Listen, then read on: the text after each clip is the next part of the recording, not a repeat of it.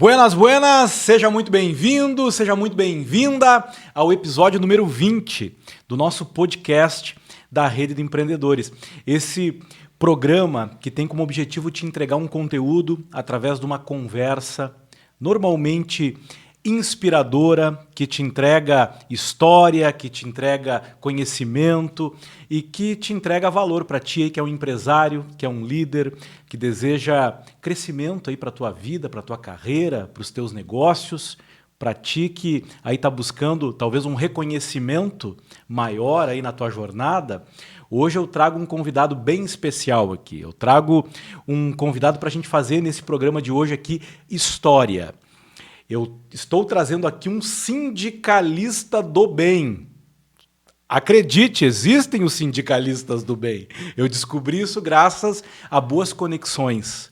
É o poder das boas conexões, o poder do networking. Rede de empreendedores é isso, é a gente estar conectados com empreendedores do bem. E eu encontrei o Delcimar Gonçalves Borim. Bem-vindo, Borim. É uma honra te receber aqui.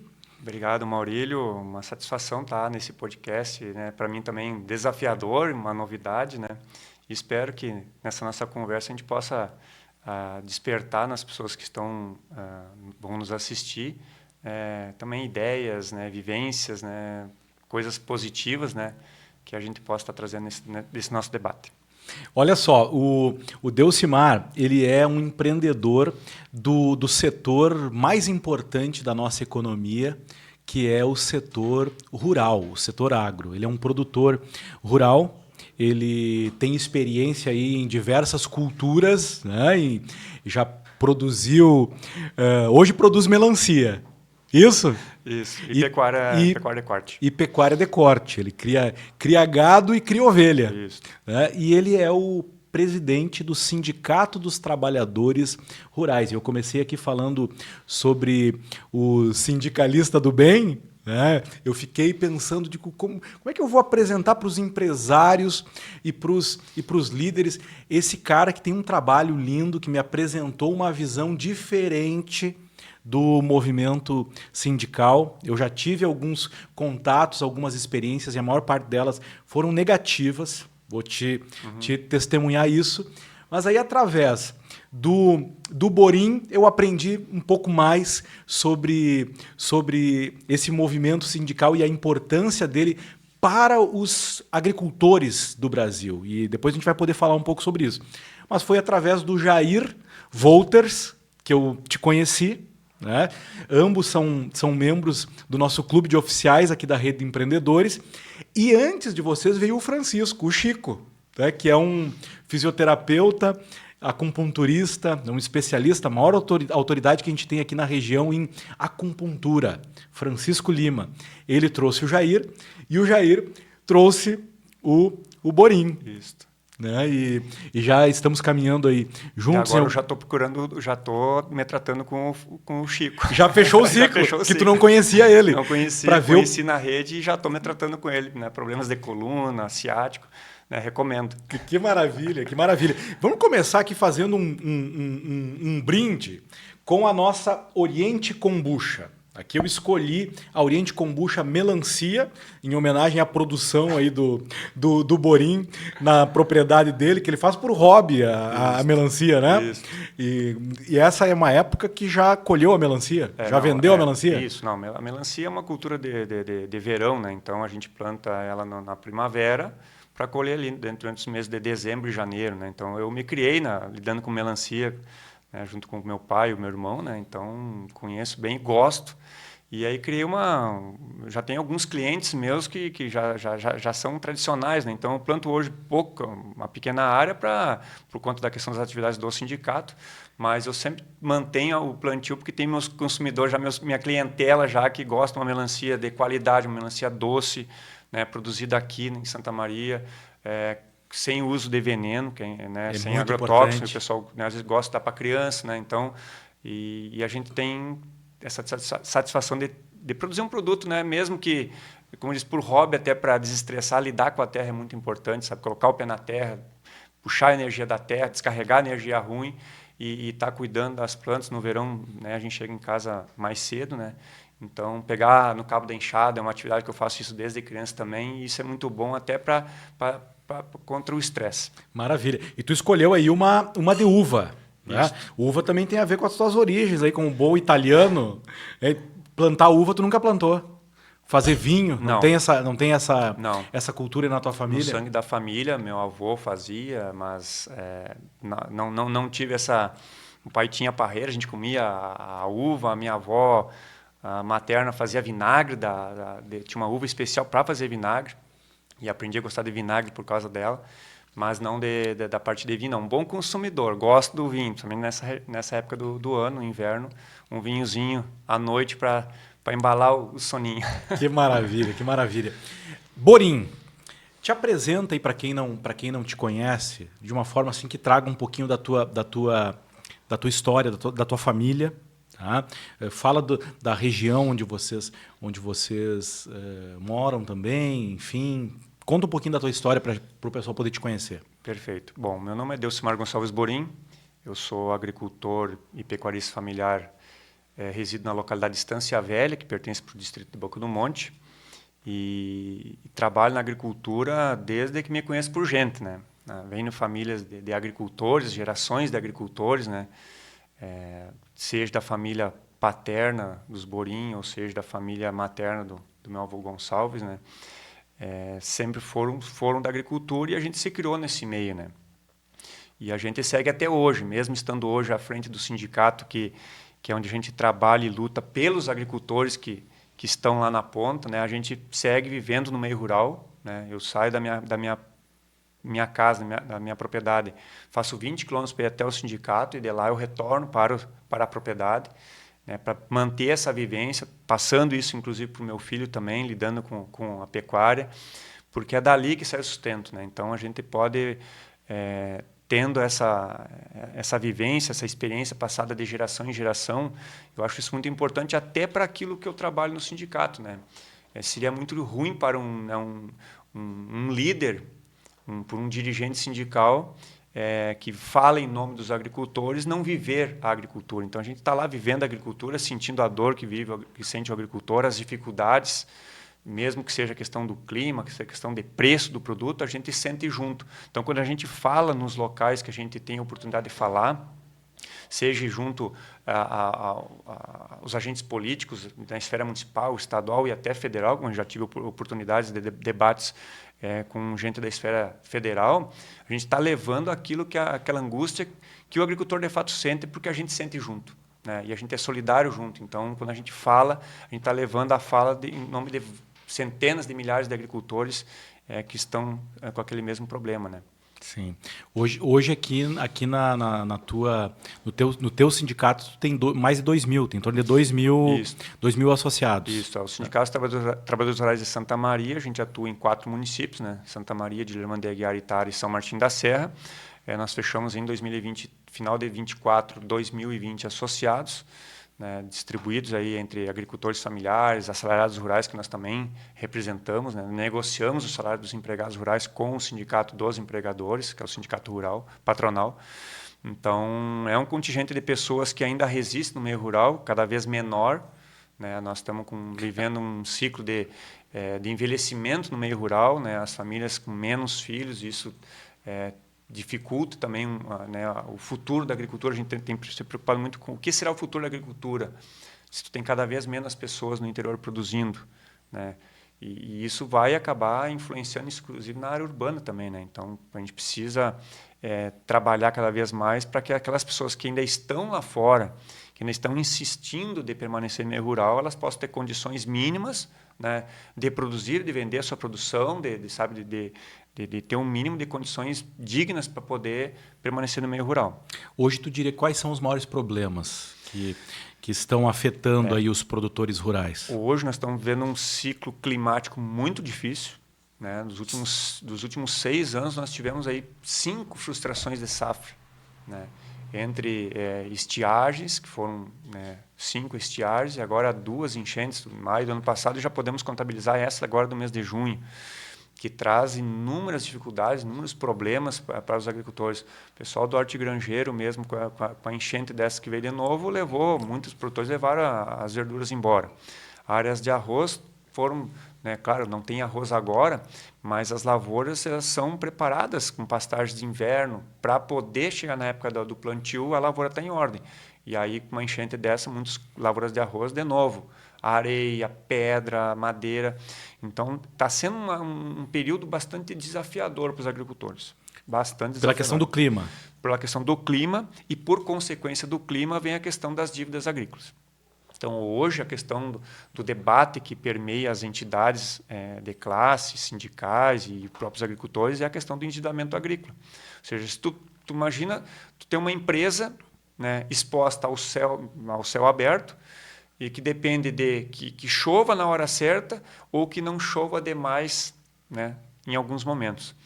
E o risco totalmente do agricultor. Então, ele toma um financiamento no banco lá para investir na produção, ele conta com a produção para ele poder pagar depois. Ele não tem uma outra renda a não ser do fruto do trabalho dele na atividade, na propriedade rural. E aí, quando o clima não favorece, que ele perde por falta de chuva ou por excesso, ele se compromete a renda da família, né? Então, isso está nos preocupando. Tem muitos agricultores, né, pensando em parar com a atividade, se não houver ajuda governamental. E aí cabe nós, enquanto sindicalistas, né, que nem tu falou, sindicalista do bem, mas o nosso sistema sindical, não querendo fazer comparativo, nós temos que cuidar de fazer o nosso papel bem feito, né, levar aos governos, né, essa angústia que o agricultor sente, né, e buscar políticas públicas que, de fato, deem condições para esse agricultor permanecer lá no meio rural, para que o jovem, o filho desse agricultor, que são cada vez menos, possam olhar a propriedade como uma empresa e que vai viabilizar a vida dele por ali. E tu diria que hoje há uma profissionalização, há realmente um trabalho de tanto a nível operacional quanto no nível gerencial e estratégico na propriedade rural? Existe uma profissionalização ou ainda é algo ainda mais amador, mais feito à moda antiga? Nós temos os dois cenários. Nós temos um quadro ainda de agricultores ainda que estão num sistema ainda mais rudimentar, né, com pouca tecnologia, e já temos agricultores que já estão indo para um lado mais, não sei se o termo correto seria profissional, mas mais tecnológico. Modernizado, né, e que isso também custa dinheiro. Tá, mas eu pergunto mais do ponto de vista de gestão mesmo. Tá? Porque eu acredito que tem um desafio enorme do ponto de vista de planejamento financeiro, de planejamento de custeio, insumos. Tu percebe o agricultor aqui da nossa região preparado do ponto de vista administrativo, gerencial? Sendo bem honesto, não. Esse tem sido um debate que a gente está debatendo internamente dentro da estrutura sindical, que a gente vai ter que fazer com os agricultores, porque a gente tem, né, visto esse cenário todo de prejuízo e um agricultor que ele muitas vezes não faz a conta. Ele simplesmente está preocupado. Ele pega o recurso, às vezes próprio ou financiado, no banco, e ele planeja fazer a próxima safra. Se ele colhe bem, ele vai lá e investe mais para ampliar, para tentar aumentar. Aí ele perde. No ano seguinte, ele faz de novo para tentar recuperar o que ele perdeu e acaba virando um ciclo. É quase aposta. É quase uma aposta. Eu às vezes brinco no sentido de comparar, que às vezes parece, em alguns agricultores parece um jogador viciado, né? E a gente tem relatos de agricultores que chegaram no extremo de quebrar e que tiveram que voltar lá no ponto zero, e hoje eles estão numa condição de plantar menos, planejar melhor as suas despesas e que está tendo lucro, mesmo diante do cenário de prejuízo. E alguns que querem, né, num termo assim, dar o passo maior que a perna e investir e pagar arrendamento, às vezes, que não valores absurdos, e aí investe pesado em tecnologia, em maquinário, estrutura, e aí quando o clima não colabora, o prejuízo é muito grande, né? Então, é necessário, sim, fazer esse trabalho com os agricultores de gestão financeira, de colocar na ponta do lápis, ver onde é que ele de fato ele tem que investir, onde é que ele tem que dar uma segurada, porque chegou num ponto agora, nesse grau de endividamento, né, como diz, a gente está esperando uma ajuda do governo, que muitas vezes não vem. Não vem. E aí o agricultor está meio que desamparado, ele já não sabe mais o que fazer. E parar ele não pode parar, porque é só o que ele sabe fazer na vida, é trabalhar a terra. Ele nasceu e vive numa atividade que não permite nem ele ir para outra atividade. Como é que ele vai agora, né, vir competir com o pessoal aqui na cidade, que muitas vezes tem dificuldade de emprego até para quem está na cidade, quem faz uma faculdade. Tu imagina um agricultor que nasceu e se criou na agricultura. Então, ele precisa buscar, de fato, ajuda. A gente precisa também ajudar, de alguma forma, para que haja esse planejamento, né? Eu vejo alguns filhos de agricultores que estão estudando e buscando melhorias das tecnologias também, sabe? Otimizar o recurso que tem. E isso é importante. Eu acho que o conhecimento que o agricultor, lá, o pai, o avô traz, ele é importante. Muitos vêm, inclusive, centrado, com os pezinhos no chão, sabe? Carrega princípios que sempre funcionaram e vão continuar funcionando. Eu sempre fiz dessa forma. Isso, em alguns lugares, é positivo. É positivo. Da mesma forma como é positivo quando vem um filho que vai buscar conhecimento e traz também tecnologia. E é importante haver esse diálogo entre os agricultores mais experientes com esse corpo jovem que está chegando, né? Mas tem que ter muito cuidado, muito bom senso. Como diz, a propriedade rural, ela é uma empresa como qualquer outra empresa, né? Talvez mais importante. Sim. Porque ali está tudo, a tua vida está ali dentro, né? Sim. Então, eu tive ano passado um associado que veio a suicídio, se matou, porque o oficial de justiça foi buscar as máquinas que ele tinha financiado. Nós temos relatos no estado, tem mais de 20 já suicídios nesse ciclo agora. E a gente procura levar para o agricultor que isso não é o caminho.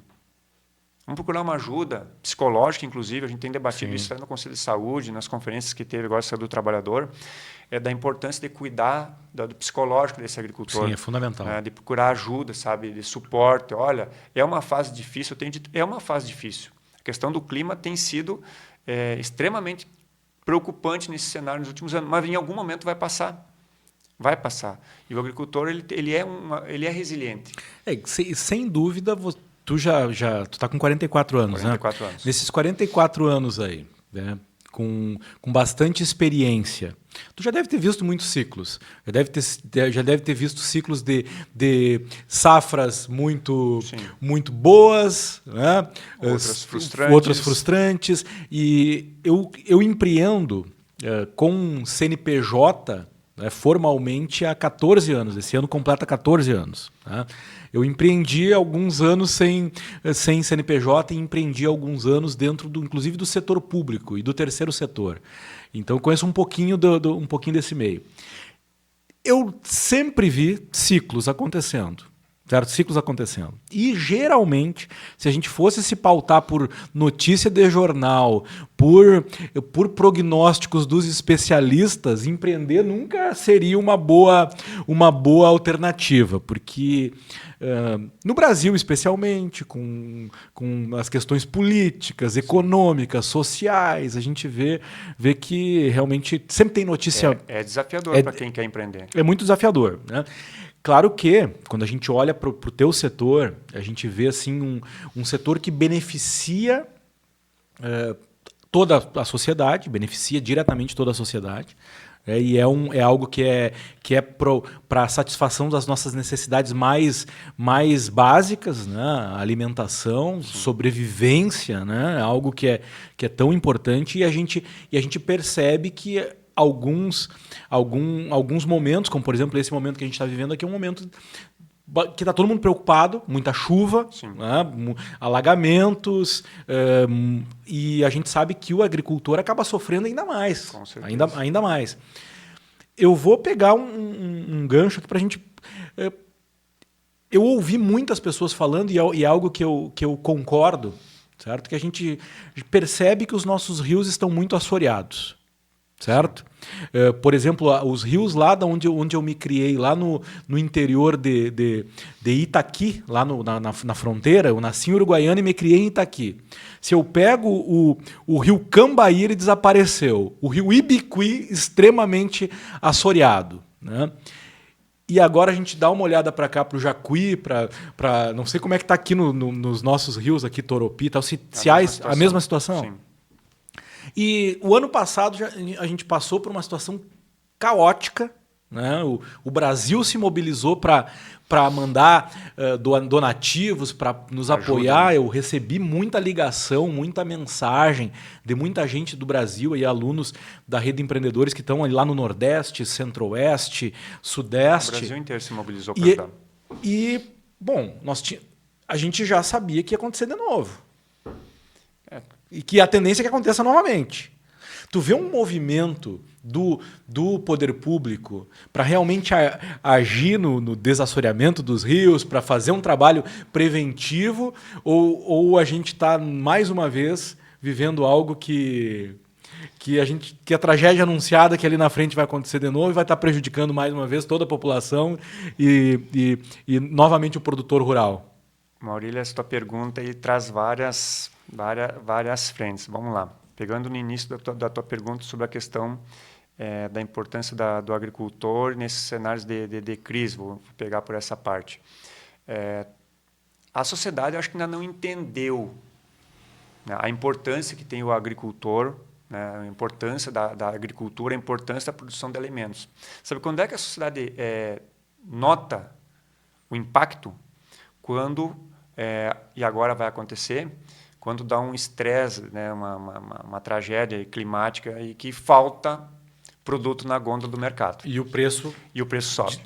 Então, agora, nos próximos dias, quem tem, por exemplo, os agricultores que têm verduras cultivados no solo, sem cobertura, vocês vão ver agora verduras com uma qualidade inferior, né, nos mercados, e isso é efeito do clima. E aí o agricultor vai receber bem menos por esse produto, né, muitas vezes o mercado devolve, enfim, é um cenário complicado.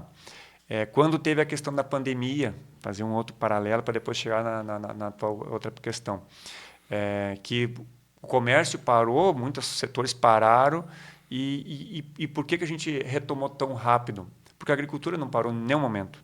Não houve desabastecimento porque o produtor de arroz estava produzindo, o produtor de soja está produzindo, o pessoal da pecuária estava produzindo, o pessoal da hortigranjeira está produzindo, e não faltou comida em nenhum momento durante a pandemia. Que o pessoal teve uns dias de guerra que o pessoal até foi para o mercado. Tu ia para o mercado assim, meu Deus, nós estamos numa guerra, né? Porque Sim. Todo mundo com os carrinhos abarrotados. Medo de que faltasse. Desabastecimento, né? E não houve desabastecimento, né? Então, os caminhoneiros transportando, né, os produtos, enfim, abasteceu. Então, a gente aí nesse momento valoriza, mas a gente tem que valorizar o agricultor sempre, sempre, sempre procurar apoiar. Quanto à questão das consequências do desassoreamento dos rios, a gente já vem com um sistema de assoreamento por uma questão até da própria modelo de agricultura, né, que a gente tem, de lavouras próximo, muitas vezes, às margens dos rios, e tem legislação que, inclusive, prevê o distanciamento, que o agricultor vem procurando respeitar isso, mas vem uma chuva forte, muitas vezes leva, né, a parte do solo para dentro do rio. Claro, hoje há tecnologias que o solo é preservado, plantio direto, para evitar esse tipo de erosão, que essa terra vá para dentro do rio. Mas bem verdade que essa questão da enchente do ano passado trouxe um cenário ainda mais complexo, porque tem morros que desceram inteiros. Muito material, pedra, terra, madeira, e um alargamento das faixas dos rios. Aqui na região da Rio Grande, ele é assim, o rio tinha uma dimensão, hoje tem 4 vezes mais. E a pedra que desceu dos morros, dos cerros, está toda dentro do rio. Então, agora, qualquer chuva que venha, o nível da água vai levantar e vai transbordar para lá de fora, atingindo casas, atingindo lavouras. E aí você pergunta o que foi feito num cenário que já é previsível. De fato, nós estamos num corredor que todos os especialistas têm falado que estamos sofrendo e vamos sofrer com ciclos severos, ou por falta de chuva, ou por excesso, né, e está se comprovando isso. E não deu tempo, né, para o poder público, que é extremamente lento, muito burocrático, né, extremamente. Nós não conseguimos nem arrumar os acessos das pontes direitas ainda da enchente do ano passado. Nós estamos aí com rodovias, com pontes provisórias, com Que é um absurdo, né? É uma vergonha. Que é uma vergonha, né? Tu paga pedágio, tu não consegue ter.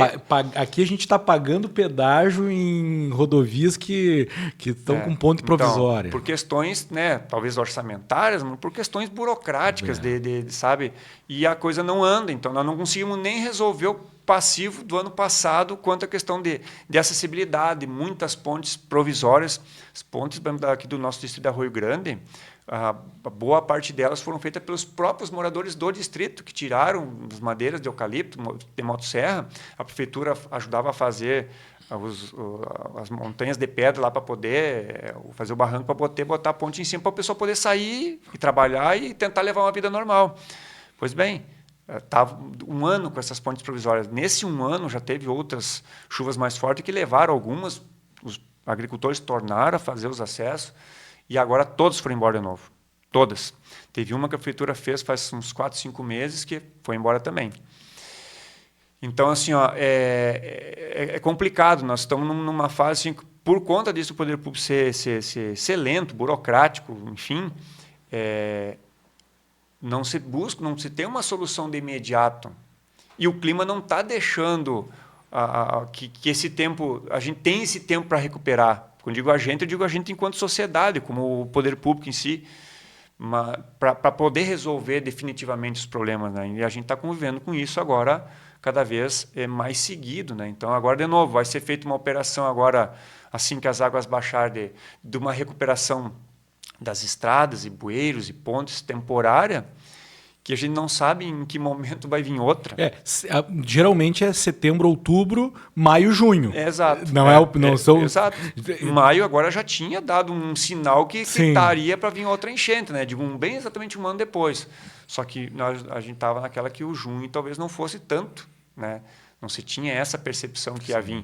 Então, é imprescindível assim, que se tenha mais agilidade, que se desburocratize alguns processos. Poxa, não se consegue liberar dinheiro do governo federal para arrumar as pontes no distrito, porque tem que ter estudo hidrológico, uma série de coisas, e está lá as famílias passando por pontes provisórias feitas pelos próprios moradores, sabe?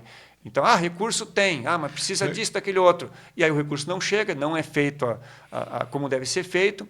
Aí torna a vir outra enchente. Desassoreamento dos rios é óbvio que precisaria fazer um trabalho de dragagem dos rios, de limpeza, de aprofundamento da calha dos rios, de remover esse excesso de pedra, de madeira que está assoreando o rio, até para que a água possa ter uma vazão adequada e não transbordar por qualquer chuva, né? Qualquer 100 milímetros que venha hoje em algumas comunidades já põe para fora, né? Então, é preciso, sim, mas é preciso que vários setores se envolvam, né? Não adianta o executivo até querer fazer se o setor ambiental lá diz que não pode, né? Então, a gente precisa, de fato, ter um olhar assim, da questão ambiental, obviamente, porque é o que está nos afligindo, mas que aquelas pessoas que estão vivendo lá no interior lá também são parte do meio ambiente.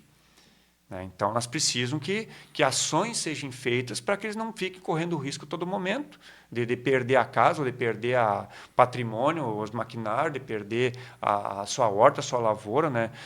Porque vai acontecer novos ciclos, né? Isso está meio que desenhado e está meio que sendo provado, né?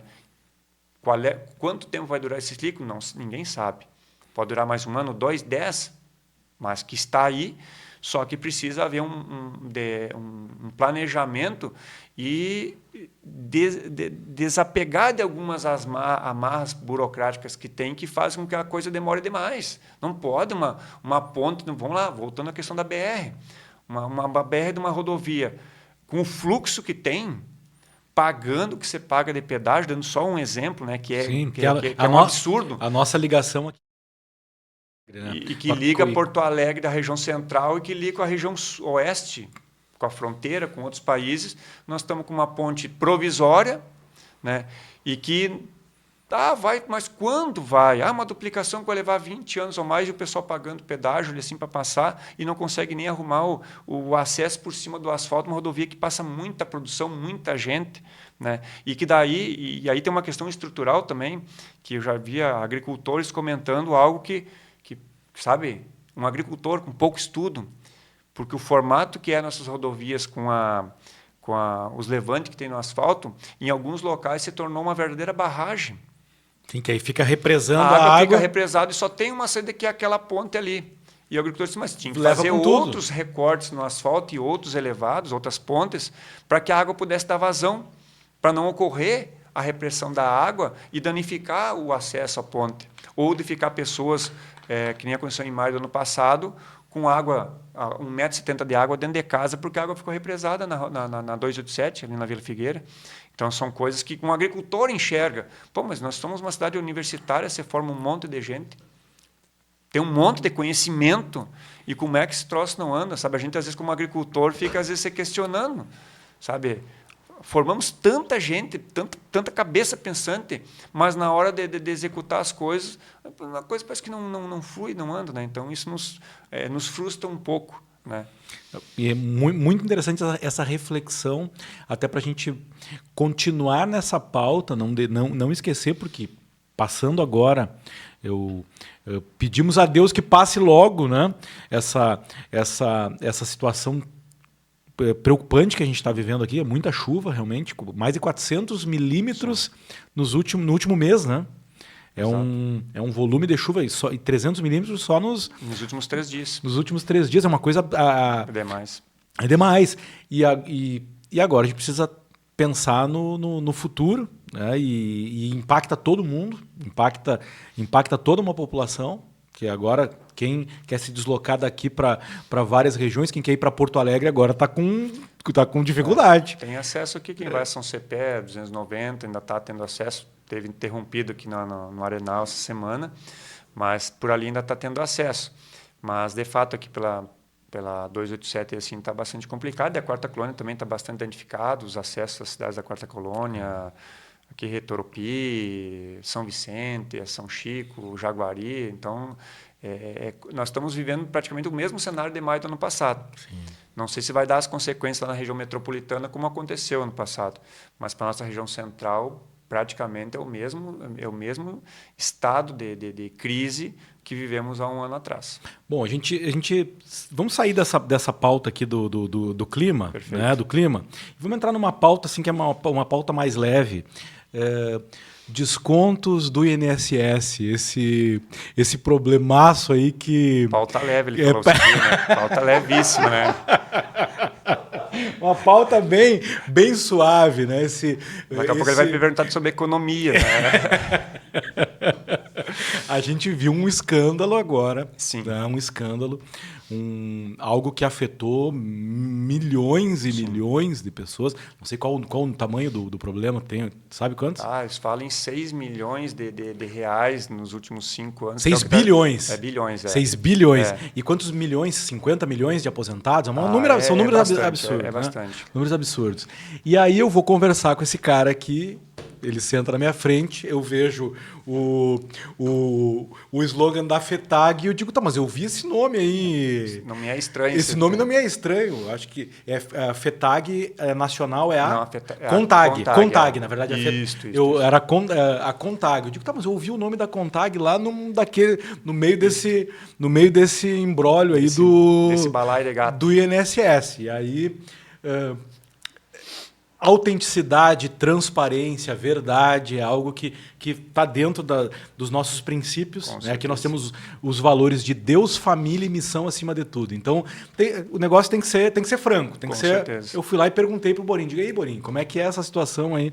E aí ele começou a me explicar. Né? Eu pude entender aqui, para ter uma ideia, os associados do Sindicato dos Trabalhadores Rurais aqui de Santa Maria, a grande maioria paga no balcão a sua mensalidade. Isso. Eles vão lá no sindicato e pagam direto no... Ou por mês, ou o ano inteiro, aí fica a critério do associado. Então, para ele, no caso do sindicato dele, não faz diferença nenhuma o descontar na folha ou não, né? Atrapalha um pouquinho, mas não é o que é predominante da nossa receita, é do associado que paga no balcão. Quantos por cento dos teus associados são no desconto? No desconto? Nós temos em torno de 12%.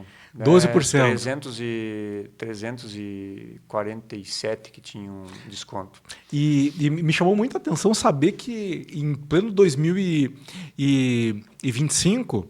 Tu tem ali 1.800, 1.700, 1.800 pessoas que vão todos os meses lá pagar a associação do sindicato, e eu queria saber por quê. E aí eu entendi que são benefícios. Sim. Benefícios hoje, que vocês ainda oferecem, mas especialmente também benefícios que foram conquistados. Isso. Tá? Eu quero que tu relate para nós aí alguns desses benefícios e dessas conquistas que fazem com que esse associado continue indo lá pagar, e depois a gente fala do problema. Perfeito. Não, e te agradeço pela pergunta, porque é uma questão que a gente é bom trazer a verdade, né? Porque nesse meio tempo acontece muita desinformação, né? Muito diz que me diz, que aí hoje é muito fácil tu falar uma versão sobre algo sem ter a verdadeira intenção, e aí cria uma seara depois para tu esclarecer, isso é muito pior. Então, eu te agradeço a pergunta e eu vou chegar lá. Mas falando um pouco da questão da história também do movimento sindical, né, e por que o agricultor ainda se mantém associado, fiel, pagando, né, e eu fico muito feliz quando justamente a nossa grande maioria são idosos ainda que se mantêm associados ao sindicato. Tem lá 65% dos nossos associados têm mais de 60 anos. Ah, que tal? Nós temos mais de 100 associados com mais de 90 anos. Aí o que justifica uma pessoa com mais de 90 anos que não está mais, de repente já está aposentado, já está com a saúde fragilizada, se manter associado, ainda pagando, consciente, sabe, recomendando os filhos, vai lá, não deixa atrasar a minha mensalidade com o sindicato, porque o sindicato foi importante na vida dele. E aí eu me reporto à história do movimento sindical, que talvez nos diferencie um pouco do sindicalismo num geral, né? Porque na década de 1960, que é quando os sindicatos dos trabalhadores foram criados, por influência da Igreja Católica, né? Trazer um pouquinho aqui de história, né? É importante. Na década de 50 e 60 havia, né, uma polarização mundial, né? Socialismo e capitalismo, né? E isso veio para dentro do Brasil. E o movimento sindical começou da parte do socialismo no Nordeste, ali com Francisco Julião, com Miguel Arraes, criando as vias camponesas, ligas camponesas. E a Igreja Católica no sul do Brasil, para não deixar o socialismo tomar conta, já tinha criado a Frente Agrária Gaúcha, e aí tinha os grupos de jovens, de mulheres, né, dentro das universidades, ligados à religião católica. Né? Então, a Frente Agrária Gaúcha, inclusive teve um presidente da Frente Agrária Gaúcha, que era aqui de Santa Maria, que foi um ex-presidente do nosso sindicato, o João Vicente Santini. Que tal? E aí, por influência da Igreja Católica e vendo a necessidade dos agricultores por assistência, principalmente a assistência médica, tu imagina, na década de 70, o agricultor era aquela personificação do Jeca Tatu que o Monteiro Lobato fazia, né? Que alguém mal vestido, né? Desajeitado, sujo, era essa visão que se tinha do agricultor, né? E aí, nesse intuito, você começou a fazer reuniões nas comunidades com o intuito de fundar os sindicatos. Tanto é que Santa Maria, o sindicato foi um dos primeiros a nível de estado, fundado no dia 16 de abril de 1962, aqui no distrito de Arroio Grande, com mais de 200 agricultores. E de lá para cá, desde da Constituição, então, teve várias fases. Né? Então, a primeira fase era a parte médica. Né? Então, os sindicatos... Para buscar atendimento, para ter acesso. Não existia o SUS. O embrião do SUS foi a assistência através dos sindicatos, através de uma alíquota chamada Fundo Rural, que é chamada até hoje, a partir da venda da produção. Né? O Estado fazia um convênio com o sindicato que contratava os médicos, os dentistas... Para atender o pessoal. Para atender o pessoal que vinha do interior lá para poder ser atendido. Né? E eu nasci mesmo, em 1980, no Hospital do Sampar, num convênio que era com o sindicato. Sim, né? eu me recordo de ouvir muito falar na década de 90 ainda do Fundo Rural. Até hoje. Se trata, ainda tem alíquota hoje que você contribui, inclusive, para a questão do INSS, que é uma outra questão mais recente, de 88 para cá, mas foi esse a primeira busca, foi para essa questão da atenção à saúde, atenção médica.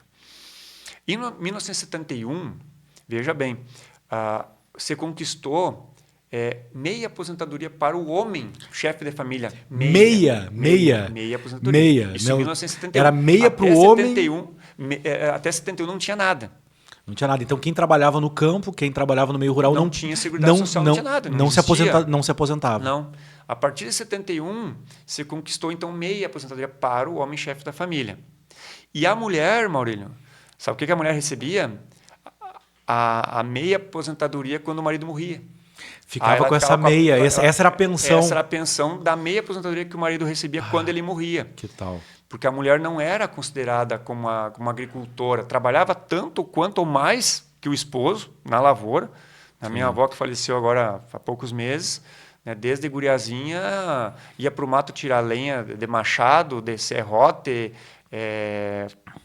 fazendo roça no mato para poder plantar feijão, plantar coisa. Não, e essa é uma realidade que para muitas pessoas está completamente distante. Tá ali tomando um leite, comendo um ovo, comendo uma carne, não tem noção do trabalho que dá.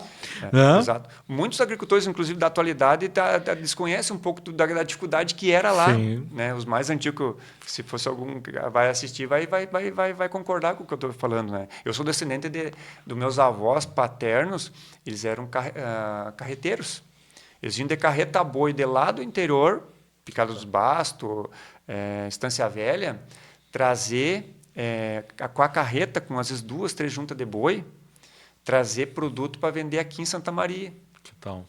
Né? Posavam, né, debaixo da carreta, no outro dia voltavam para casa. Pegando chuva nesses dias de chuvarada, meu avô cansado de contar que pegava esses dias terríveis de inverno, de frio, e trazer mandioca, batata, lenha, banha, trazer para abastecer o comércio Santa Maria.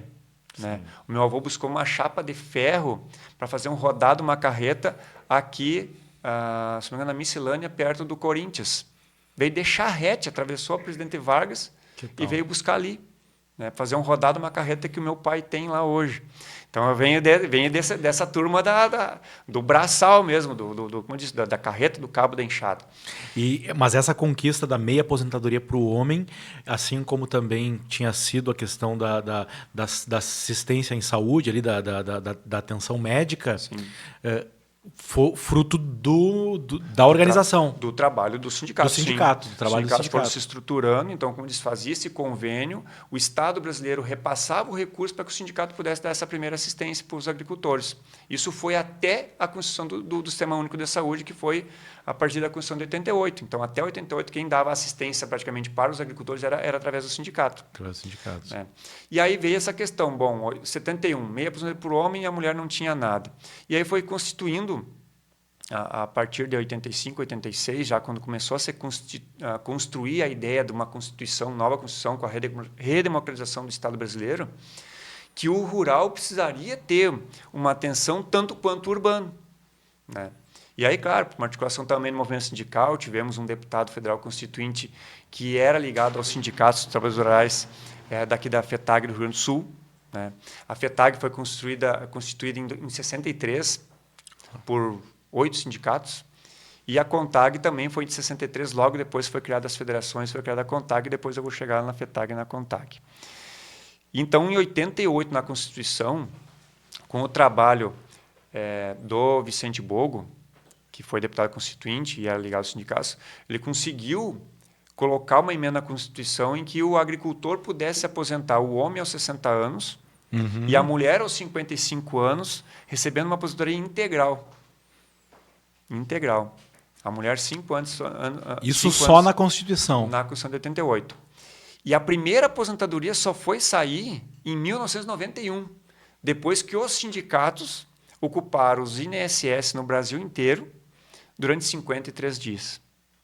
E aí o então ex-presidente Fernando Collor de Mello assinou a primeira aposentadoria integral, né, para uma mulher em 1991.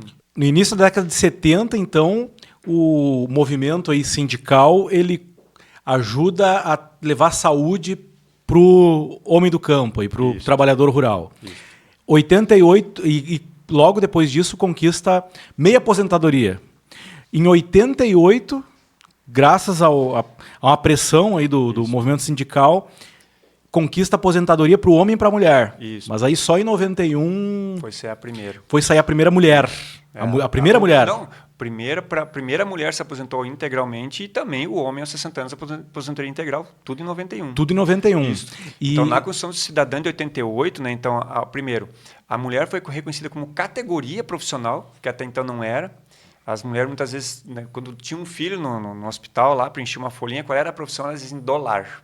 Que tal? Cara, isso foi um trabalho, desde que eu me lembro que eu entrei no movimento sindical, que você trabalhava muito assim, que a mulher tinha que ter orgulho de dizer que ela era agricultora. Que quando fosse ter um filho, assim, ó, colocar no papel qual é a tua profissão? Agricultora, porque tinha muitas mulheres que tinham vergonha de dizer que era agricultora, então dizia, eu sou do lar. Mas ela ia para a lavoura com o marido tanto quanto, né? Sim. Sabe? Chegava em casa e outra jornada. Eu quero pegar um ponto aqui dessa conversa, que é o seguinte. A gente sabe que o ser humano, para não dizer o brasileiro, tem memória curta. Perfeito. Né? O ser humano tem memória curta. Né? E muitas vezes ele acaba não reconhecendo, até porque depois que eu já tenho, eu já estou acostumado, eu não sei nem de onde aquilo veio. Né? Isso é normal. Né? Então a gente precisa contar a história, relembrar essa história, e vou te dizer aqui que eu aprendi contigo boa parte disso que tu tá contando aqui no podcast, porque realmente às vezes a gente nunca ouviu, sim, não prestou atenção. Né? Talvez porque a gente se comunica pouco, não fala pouco para fora sobre o trabalho do movimento sindical, né? Mas que é riquíssimo. Eu costumo dizer nos ambientes que eu estou que tudo, não é exagero dizer que tudo que tem hoje no meio rural de melhorias na vida do homem e da mulher do campo, tudo tem o registro, tem o DNA, tem a mão do movimento sindical de trabalhadores rurais. Que tal, mas não foi políticas públicas todas que têm no meio rural, ela tem o DNA pautado pelo sindicato. Mas não foi o Estado que foi lá e deu? Não foi o presidente tal, o governador pessoas, tal que foi lá e deu? As pessoas às vezes têm essa leitura, assim, não, mas foi o governo A ou B que me deu. Como eu disse, tudo que há no meio rural, ele passou pela construção, proposição e pressão dos sindicatos, da nossa federação e da nossa confederação. Só existe, por exemplo, a aposentadoria por uma articulação que, se eu fosse contar aqui, é uma história incrível, né? Porque por muito pouco primeiro, se nós não tivéssemos um representante ligado aos rurais na Constituição de 88, que fosse lá apresentar o projeto, o homem e a mulher do campo não tinham nem aposentadoria ainda. Não estariam dentro Não estariam amparados pela Previdência. Então, já começa por ali. Ter um representante dos agricultores dentro para fazer a diferença. Isso faz toda a diferença. Às vezes o pessoal fica se preocupando com partido de direita, de esquerda, de centro, quanto não olha muitas vezes o que de fato aquela pessoa representa. Quem ele representa? Ele está por ele ou está por demais? Então já começa por ali. E o que ele está defendendo? E ele o Vicente Boa fez uma articulação importantíssima com os presidentes de todos os partidos para que o então deputado Ulisses Guimarães colocasse em votação. O Ulisses nem sabia o que estava colocando em votação. O Bogo foi vice-governador do estado depois. E, né? Lamentavelmente, nunca mais foi eleito para nada um cara que foi essencial para a vida do agricultor. Faça essa referência. Né? Merece ser honrado, né? Merece ser honrado por isso. O Vicente Bogo é da região de Santa Rosa. Ali ele era assessor sindical da Regional Santa Rosa. Que tal? Assessoria que eu fui também, quando eu comecei minha vida no movimento sindical, como assessor regional aqui de Santa Maria. Ele começou como assessor sindical lá em Santa Rosa, da regional. A regional entendeu que precisava de uma representação, lançou ele como candidato à federação e os sindicatos no estado abraçaram, e ele foi eleito deputado federal constituinte, e graças a ele existe a aposentadoria por homem e para mulher do campo. Então não foi uma boa ação do governo.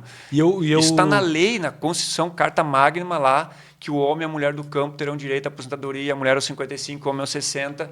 Né? E aí tem gente assim, eu cheguei na idade, é um direito que eu tenho. Sim, mas para você ter o direito hoje... Muita gente trabalhou, muita gente, quando ocuparam o INSS em 91 para que o ex-presidente Collor assinasse, 53 dias se revezando nos INSS nas capitais, sem sair de lá até ele assinar. Então, se não fosse isso também, então, o presidente disse, se não é o sindicato, e aí o pessoal, mas o que é o sindicato? Se tu me perguntasse, Borinho, o que é o sindicato? O sindicato é a categoria organizada em CNPJ. Eu, como agricultor, tenho meu CPF. Mas eu, filiado a um sindicato, eu estou organizado com um conjunto de pessoas e eu tenho uma entidade jurídica que me representa e que leva aquela minha angústia, aquela minha necessidade para frente. Sim. Então, 91, então, sai as primeiras aposentadorias integrais e aí, a partir dali, vem os financiamentos agrícolas. O Pronaf surge em 94, né?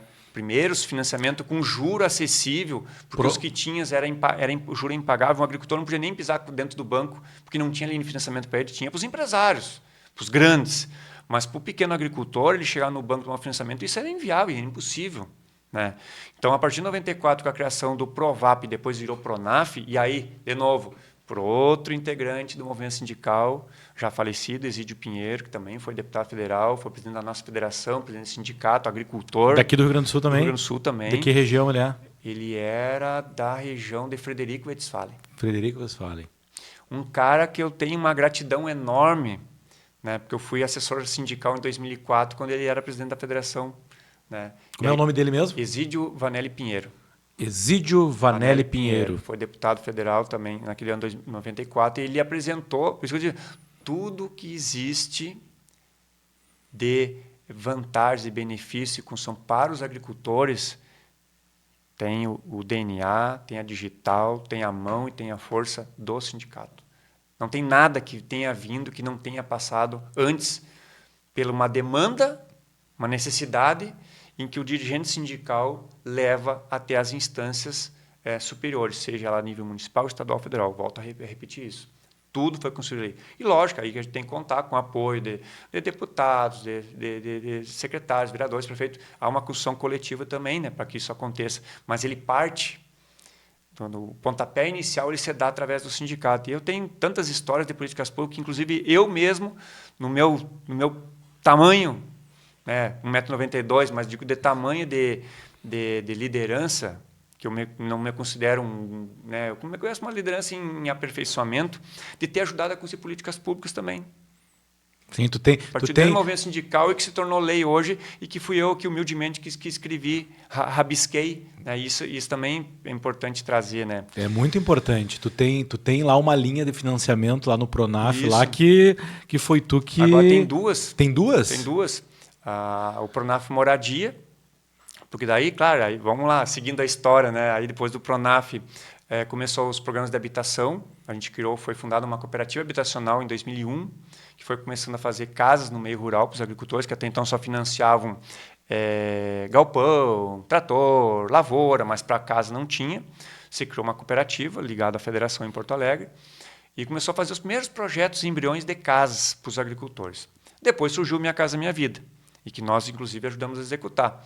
Aqui em Santa Maria eu construí quase 150 casas pelo Minha Casa Minha Vida nos 4 municípios. Né? 150 casas para agricultores familiares. Assim, fazerem moradias que estão morando hoje em condições muito melhores do que estavam antes. Né? E aí tinha essa questão do Minha Casa Minha Vida, que teve um período, um ciclo, a partir de 2015, 2016, começou a ter problemas, e aí meio que parou, estancou o recurso e tudo mais. E havia procura no sindicato aqui de Santa Maria por um programa de moradia. E uma jovem me questionou um dia, que ela tinha um talão de produtor, né, e essa jovem hoje faz parte da minha diretoria, inclusive, né, que ela me questionou, não tenho Minha Casa Minha Vida, mas eu tenho um bloco de produtor, eu não posso financiar uma casa? E eu digo, olha, infelizmente não. E ela ficou indignada comigo, né, mas o que me adianta ter um bloco de produtor se eu não posso financiar minha casa? Né? E ela saiu da minha sala assim, irritada, e eu pensando, cara, que terrível isso, né? Que ruim. Uma jovem, né, tá na agricultura, querendo ficar lá, e tu não ter o instrumento para ajudar ela. E foi aí que eu digo, eu vou escrever a proposta do Pronaf Moradia, que lá nos primórdios era uma intenção do movimento sindical, e tinha largado por causa da Minha Casa Minha Vida. Digo, mas eu vou escrever esse negócio com teto de financiamento, com prazo, com juro, com enquadramento. E liguei para o presidente da federação, olha, eu vou escrever uma proposta aqui de uma linha para a gente apresentar para o governo que vai assumir na sequência. Não, tu faz e me manda. Dito e feito, o governo assumiu, o presidente da federação, Borim, me manda a tua proposta aí que eu vou passar para os regionais. Ninguém sabia que eu tinha escrito. Né? O pessoal, todo mundo aprovou. Foi entregue para a ministra Tereza Cristina. No primeiro ano do governo Bolsonaro ali, saiu. Que tal? Exatamente com o valor que eu tinha escrito, com o prazo dos 10 anos. Então, isso para mim foi assim uma coisa. E agora, no último plano Safra, foi criada uma linha dentro do Pronaf também, que é para regularização fundiária, para os agricultores que precisam medir a propriedade, desmembrar. Também fui eu que escrevi, né? Porque, como eu disse, a gente constrói as propostas olhando o que a base necessita, e isso a federação leva para frente, a confederação leva para frente e se transforma em políticas públicas.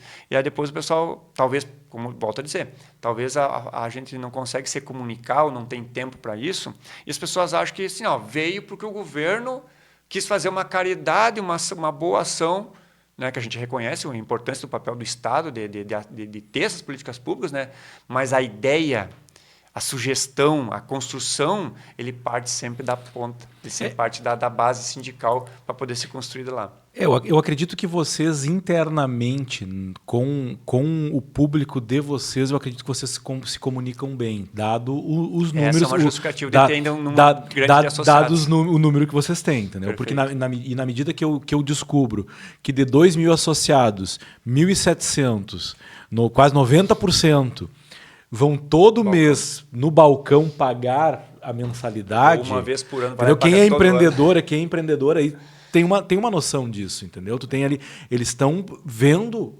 benefício e eles têm uma ligação. Perfeito. E eu resolvi te chamar aqui até para a gente poder contar um pouco dessa história. Entendeu? É uma forma também da gente honrar essas pessoas que desempenham um bom trabalho e trazendo para a pauta algo que é fundamental.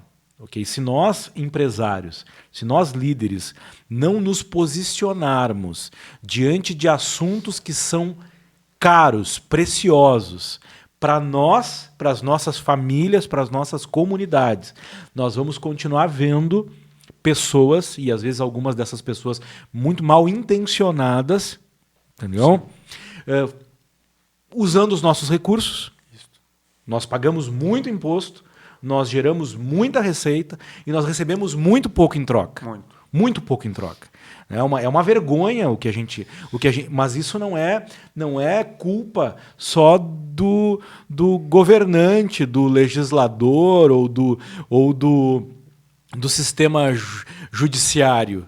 Isso é um problema nosso, porque a gente se omite. Muito. A gente se omite. E a gente se omite, inclusive, em perguntar. E aí eu estou aqui sendo esse agente que pergunta para te trazer as informações, né? E é necessário que a gente ouça quem estava lá, quem esteve lá, e até para a gente poder ter compreender, né? ter essa compreensão e cá entre nós. Quando nós somos treinados, e aqui a gente treina pessoas para fazer perguntas, para pensar, a gente treina as pessoas para pensar, para sair do automático.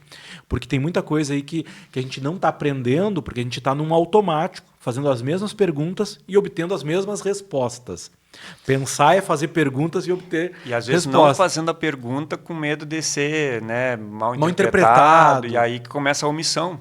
Exatamente. Eu não vou perguntar porque isso vai criar um clima ruim, então eu não pergunto e fico naquilo. E para o político em si, quanto mais o cidadão tiver ausente, mais o cidadão não acompanhar a vida pública, se informar dos seus direitos, é a melhor coisa para qualquer gestor que está no meio da política, porque daí ele fica durante um mandato de 4 anos, ninguém literalmente incomoda. Né? Não incomoda e ele fica cuidando do interesse dele, que é se reeleger. Sim. Ele fica mais focado na próxima eleição do que E aí eu quero realmente... trazer uma questão importante, antes de entrar na tua pergunta...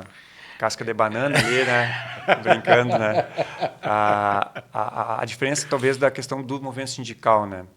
É procurar não se envolver com questão... Eu falei aqui de política, de representação de classe, mas vocês não viram falar que assim de partidos políticos. Sim. E uma questão que eu acho que é importante desmistificar, assim, que às vezes a gente é rotulado, e às vezes é rotulado por causa de alguns que se filiam ao partido. Eu sempre tive uma teoria que o dirigente sindicato que está à frente de uma instituição tão importante quanto a nossa não deveria nem ser filiado. Até para ter essa liberdade de poder conversar, de debater e dialogar e cobrar, seja quem estiver no governo, se é do centro, da esquerda, da direita, não interessa. Eu estou lá para defender os interesses da categoria. O que a gente às vezes vê no sindicalismo como um todo é pessoas vinculadas a partidos políticos. Batendo nos adversários. Então, assim, e defendendo os seus. Quando o prefeito, o governador, o presidente é do meu lado, eu atuo de uma forma. Quando o prefeito, o governador, o presidente é do outro lado, eu atuo de uma outra forma. Quando, na verdade, o representante de uma categoria, seja ele qual for, ele tem que estar permanentemente cuidando dos interesses da categoria. Enquanto ele está naquele papel. Porque a categoria, seja a da agricultura nossa, familiar, ou seja da patronal, seja da outras categorias profissionais que tem gente de toda a opinião partidária. Sim. Então, se eu vou levar uma opinião sobre determinado segmento partidário para dentro do meu sindicato, eu excluo todo o outro que pensa diferente.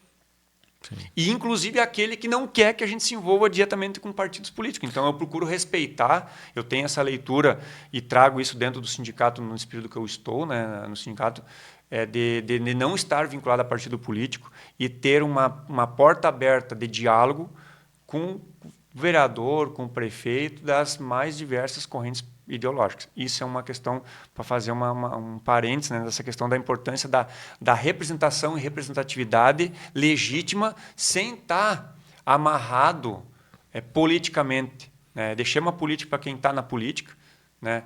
E vamos cuidar da parte de representação política partidária. Política partidária. Porque a política a gente faz no dia a dia. Nós né? estamos aqui bem confortáveis, então nenhum tem filiação partidária, tá tudo muito tranquilo, muito leve. Agora cá entre nós, tá? Cá entre nós, a gente precisa de bons representantes lá. Com certeza. Né? A gente precisa de gente boa lá.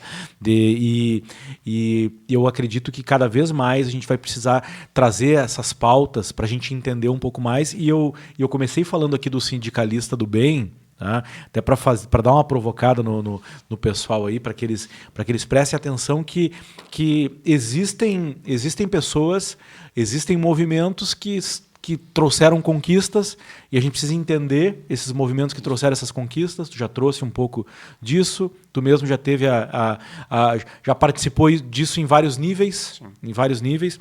Agora eu quero a pergunta, aquela casca de banana que eu te fiz. Perfeito. Qual foi? A questão do convênio dos aposentados, vamos lá, a CONTAG, que é a nossa confederação que representa os sindicatos no Brasil inteiro, ela está aí com 60 e poucos anos de existência, ela fez parte dessa construção da questão da conquista da aposentadoria rural para o homem e para a mulher do campo.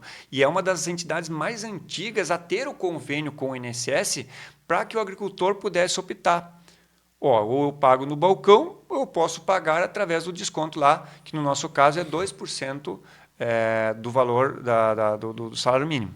Então, 2% hoje dá 30,36 por mês. Né? Sim. Então, isso vem desde 1994. Né? Logo depois da primeira aposentadoria foi feito o convênio. Nós temos um convênio com o INSS, inclusive, para nós encaminhar os benefícios também via sindicato, né? Orientar, montar documentação, enfim. E sempre fomos reconhecidos, inclusive, pelo INSS, nas regiões, pelo trabalho que o sindicato faz de seriedade, né, de encaminhar corretamente a documentação, de não estar encaminhando coisa fraudulenta. Né? E, então, esse convênio da CONTAG ele é um dos mais antigos que tem. Tá, mas agora estourou agora. Já era para ter estourado antes. A questão toda é que a CONTAG foi envolvida, porque todas as que têm convênio com o INSS estão nesse, como disse, balaio de gato. E aí a gente vê a pessoa da imprensa, porque a CONTAG, né, só a CONTAG recebeu não sei quantos milhões, mais. Sim, tu está tratando da maior categoria organizada, que é a dos rurais, da maior confederação de trabalhadores do Brasil, que é a CONTAG. Não existe nenhuma central sindical maior que a CONTAG em número de filiados. Né? Então, é um convênio antigo e nós denunciamos, isso é uma coisa tão importante, nós denunciamos em 2021, porque nós encaminhávamos a aposentadoria para o seu João. Aí, quando vinha a aposentadoria na conta dele, dali um pouco começou a vir desconto. E o seu João vinha... O seu João vinha no sindicato, olha, o primeiro mês recebia a aposentadoria, o salário integral, agora está vindo um desconto aqui. Tá, então, o senhor pega um extrato lá, vamos ver do que é esse desconto. E começou a aparecer alguns nomes de algumas entidades... Que estão na pauta aí. Que estão na pauta, né? E que a gente nunca ouviu falar aqui na ponta. No caso da Conafer, da CBPA, o que é CBPA?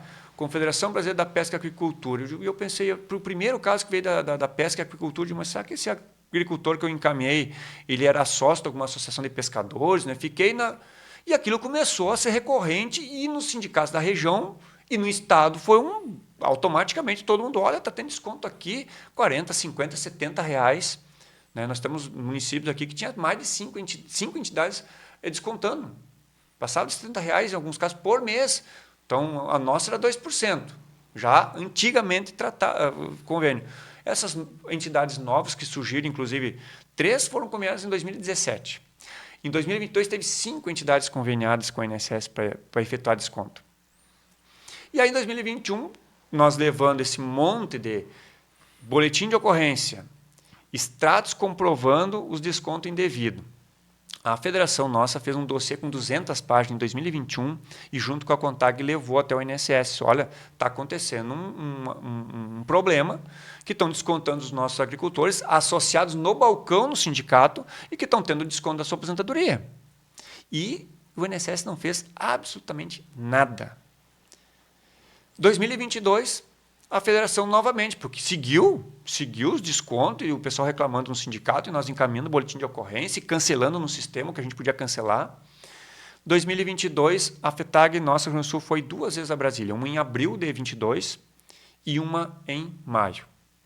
Levou mais um dossiê com mais 146 páginas de extratos bancários com desconto, boletins de ocorrência, denúncias dos sindicatos. De novo, para o INSS, parece que ele tinha trocado o presidente do INSS, e para o Ministério Público Federal. O Ministério Público Federal alegou que contra a Conafer já tinha um processo de investigação e simplesmente não fez nada. Então, ou seja, nós estávamos combatendo a denúncia, acusando que estava tendo a denúncia e nada foi feito. E agora, quando estourou a operação da Polícia Federal, colocou todo mundo dentro do mesmo balaio. A CONTAG é inclusive, que não teve o seu patrimônio bloqueado, e aí estão questionando, mas como que a maior entidade que mais recebeu dinheiro por conta disso? Porque está se averiguando, né? Eu não digo que não possa ter no Brasil muito grande que tem algum problema em algum local, não estou dizendo isso. A gente, inclusive, apoia a CPI, apoia a operação que se investigue tudo de fato e que se apure os responsáveis desse esquema criminoso que foi 6 bilhões de descontos indevidos, mas tem uma outra de empréstimo consignado que são 90 bi, que é muito maior e que ninguém está falando mais. Sim, né? Sim. E aí, isso, claro, suspenderam todos os convênios, né? A gente perde um pouco de receita, né? Mas a gente está orientando os agricultores que têm os descontos dessas outras entidades indevidas para marcar lá no sistema lá, que não autorizou. Né, algum que tem dúvidas sobre... Porque tem gente que há mais de 20 anos autorizou para nós e às vezes já não lembra mais que autorizou. Né?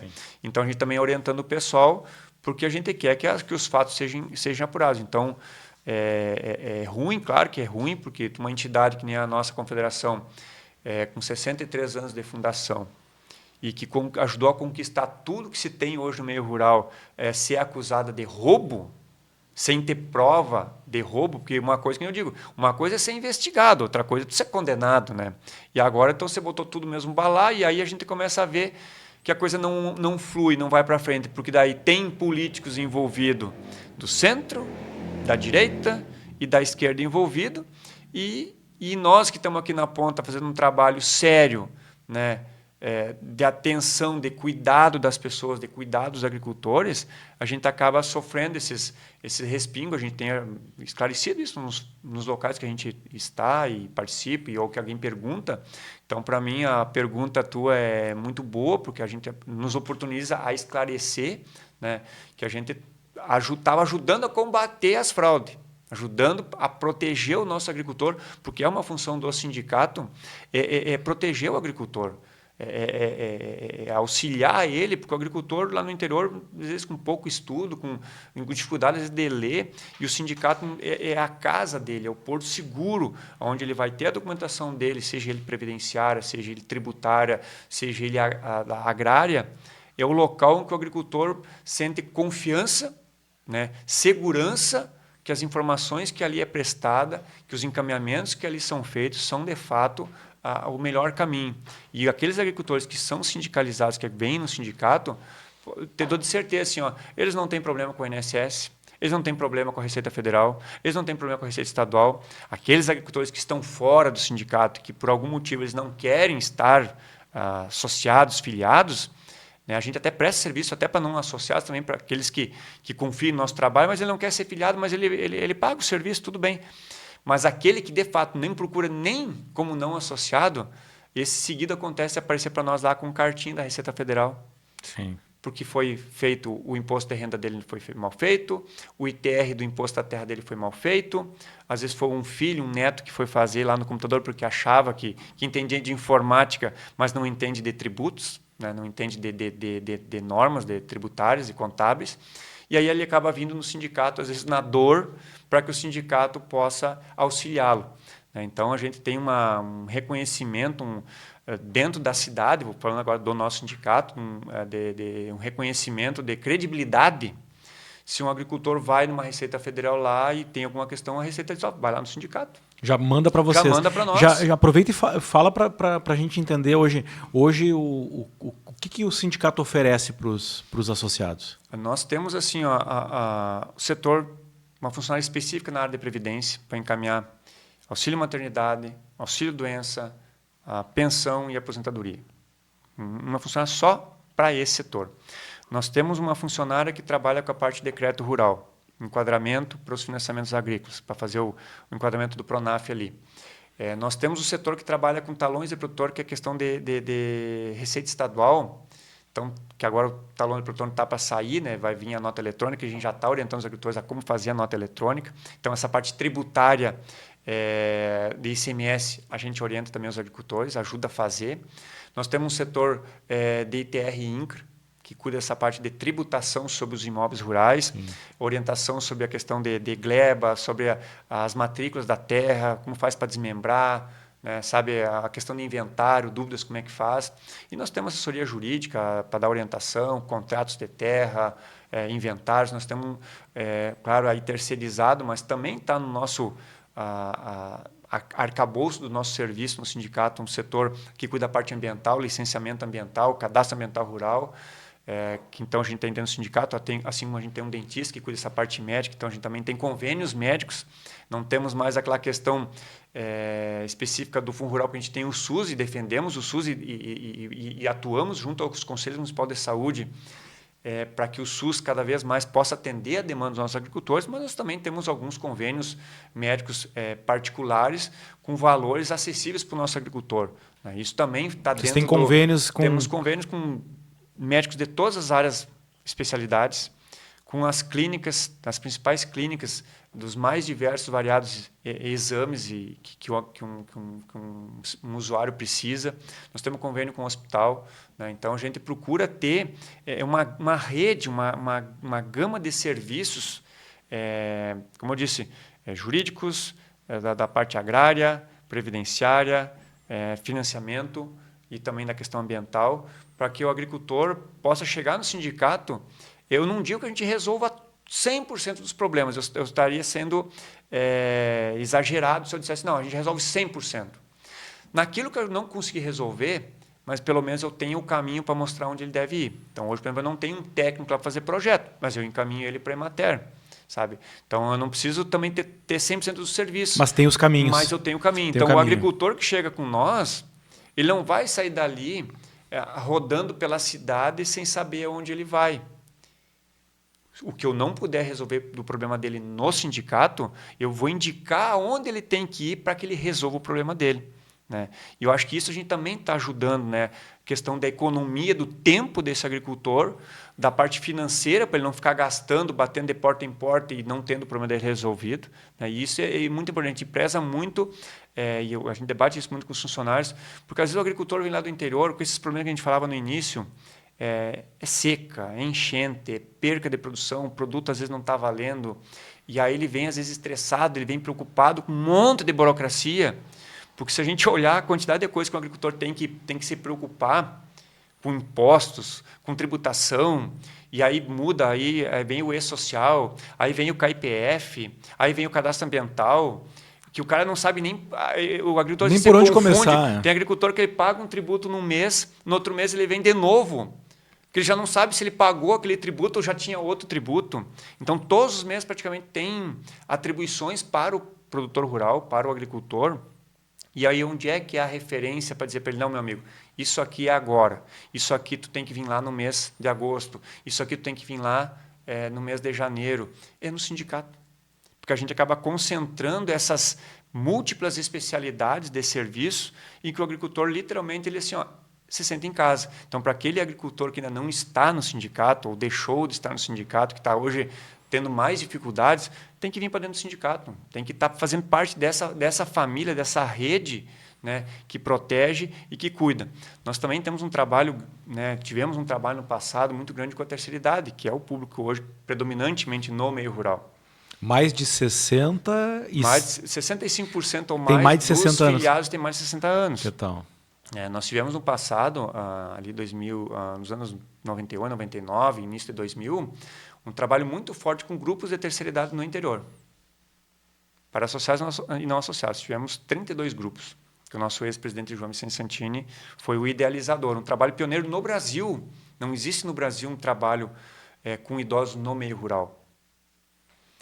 E aí ele foi o pioneiro.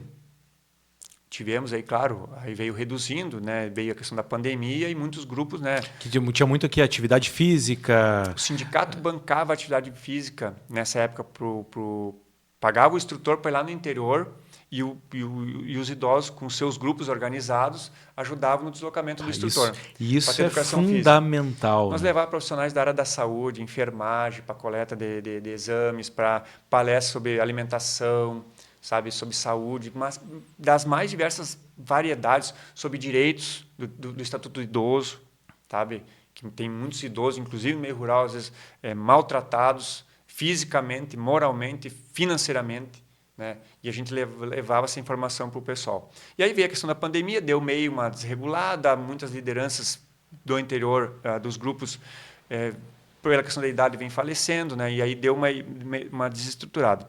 E a gente, quando assumiu o sindicato agora há quase 4 anos, a gente tinha isso no radar de retomar esse trabalho, né? Mas a gente precisa retomar o trabalho com algo para oferecer. Porque só no discurso, na fala, também não adianta. Não, né? Tem que levar atividade. Tem que levar uma coisa concreta para o pessoal se sentir, não, isso... Né? E a gente começou a trabalhar junto com o Conselho Municipal do Idoso, recursos do Fundo Municipal do Idoso para levar a educação física para o interior, já que hoje a gente está numa condição não financeira não tão como já teve no passado, mas que o poder público pudesse contribuir. E aí tem a questão do Fundo Idoso e a gente fez um projeto. A presidente do Conselho Municipal do Idoso foi atrás, fez uma parceria com o SESC, né? E esse ano, naqueles dias que a gente estava começando as primeiras aulas da rede de empreendedores, e as conversas contigo, a gente assinou o convênio, né? O prefeito esteve no sindicato, assinou o convênio, e hoje o SESC está executando o projeto da ginástica em 10 grupos no nosso interior aqui em Santa Maria. 10 comunidades. 10 comunidades.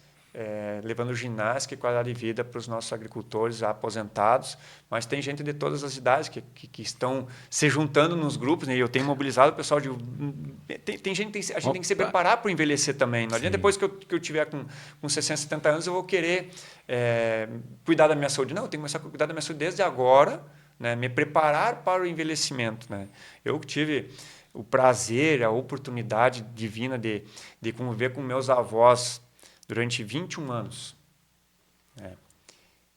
E acompanhá-los neles na velhice, no momento de fragilidade deles e ser aquele porto seguro para meus avós, sabe, do cuidado, da atenção, da conversa. Então, quando, né, o Jair me convidou para fazer parte do grupo de oficiais na Rede Empreendedores, e aí quando conversando contigo, né, dessa questão da finalidade da rede, né, de cuidar das pessoas, eu digo, não, é esse o caminho, porque a gente faz isso. A gente faz isso e a cada momento que a gente está junto e que a gente discuta nas tuas aulas, nos workshops, enfim, nos traz presente daquilo que a gente faz, mas faz, às vezes, meio que no automático, né, que nem você fala, fazendo no automático. Às vezes está fazendo uma coisa e nem está entendendo a dimensão e o porquê que fez aquilo ali, né? E a questão do cuidar das pessoas, isso me pega muito, sabe? Me pega lá no fundo, né? Porque eu nasci na agricultura, num sistema rudimentar, uma dificuldade tremenda. E aquilo, quando eu estava no Cabo da Enxada, eu estava refletindo. Isso adolescente, piá. Tipo, tá, mas é isso? Minha vida se resume a isso? Porque eu sempre tive uma questão de liderar, sabe? E de ser inconformado com a injustiça. Quando vinha o cara comprar nosso produto lá fora e queria pagar pouco, aquilo me doía. Poxa, mas o tamanho do nosso sacrifício, o cara vinha lá e queria pagar uma miséria. E aí, senti desvalorizado, né? E aquilo me angustiava, sabe? E eu encontrei no movimento sindical o caminho para mim expor essa angústia, essa indignação e de lutar por uma categoria tão importante como é a dos trabalhadores rurais. E contribuir com os teus dons e os teus talentos, isso. Que não são poucos. Aqui a gente pôde conhecer um pouco desse líder, desse comunicador, né? dessa pessoa que tem essa inteligência que tu tem aí para lidar com todos esses dados, todas essas informações que tu trouxe assim, de uma forma que para mim aqui foi até aqui já uma aula para poder entender um pouco desse empreendedorismo. Isso é o empreendedorismo. Que empreendedorismo serve para quê? Para identificar problemas e solucionar esses problemas. É assim que a gente empreende, resolvendo problemas, resolvendo dores. Dar respostas. Isso é empreender. E quando a gente trata com um produtor rural, ele está lá resolvendo problemas muito importantes. Ele está lá produzindo alimentos, ele está lá desenvolvendo soluções para que a gente tenha nossa nutrição, para que a gente tenha, né, nossa sobrevivência. Né? E eu sei que os desafios são enormes, né? Uma população envelhecida, o desafio de manter no campo a sucessão, fazer sucessão é um grande desafio. É um dos grandes desafios. Quem vai produzir o alimento para a população que vai se alimentar? A população crescente, consumidora, mas quem vai produzir a comida? E que tipo de alimento, né? Porque na verdade a gente quer descascar mais e desembalar menos, né? A gente precisa de mais alimentos naturais, da terra, né, orgânicos, né, com menos agrotóxicos. E que cá entre nós, se a gente não tiver gente lá na ponta lá produzindo, a gente vai cada vez mais estar consumindo produtos industrializados, né? E a gente vai estar cada vez mais abrindo espaço para que grandes conglomerados empresariais, inclusive internacionais, venham produzir em escala, né, de uma forma que a gente tem acompanhado alguns debates que, lógico, existem grandes corporações que estão produzindo carne em máquina. Carne em máquina, exatamente. Tudo assim, sabe, muitos alimentos processados que nem alimento não é. Sim, a carne na máquina que tu deixa ela fora da geladeira, ela não estraga, não muda a aparência. É como fazer, só isso já dá uma ideia. Faz uma carne lá numa impressora 3D, lá faz uma carne e a pessoa come aquilo por carne, né? Então, assim, e a gente sabe que a humanidade evoluiu a partir da proteína da carne, né? A gente saiu daquela situação lá de primitiva das cavernas lá, quando o homem primata lá começou a consumir carne e isso desenvolveu a inteligência e o pensamento que ele podia criar instrumentos que fossem melhorando a forma dele viver das cavernas para o que nós temos hoje. Simples assim. Eu me preocupo assim que o Brasil está muito atrasado. Nós vamos chegar talvez numa condição que nem acontece na Europa, de ter tão poucos agricultores na Europa que o governo precisa subsidiar, de fato. E aqui nós já deveríamos estar fazendo isso. Ou seja, para aquele agricultor que vive lá na propriedade rural... E que mantém a cultura, que mantém manter essa tradição lá de tirar leite da vaca, lá, vaca pasto, né? Não é aquela coisa pressionada, né, das grandes multinacionais. Hoje nós tínhamos que ter uma remuneração para esse agricultor ficar lá. Com certeza. Porque tu imagina... Todos nós ganhamos quando esse agricultor lá na ponta está produzindo um produto de qualidade. Qual é a atividade profissional hoje? Qual a atividade profissional hoje que trabalha o mês inteiro e que no final do mês não tem salário? Me cita uma. Só o agricultor. Porque todos os demais trabalhadores... Os empresários. Não, ia dizer o pequeno empresário, que muitas vezes ele paga todo mundo não sobra pra ele. E não sobra para ele, muitas vezes. Então, vou botar o agricultor, como eu disse, a agricultura não deixa de ser uma empresa, uma pequena empresa forte. É um empresário. E é um empresário que tem um papel, é um empreendedor que tem um papel fundamental. Sim. E que muitas vezes nós aqui na cidade não estamos presentes para essa importância. Mas mesmo o empresário, vamos dizer, urbano, pode ter algum mês de baixa, de eventos e tudo mais, mas em algum momento ele vai ter.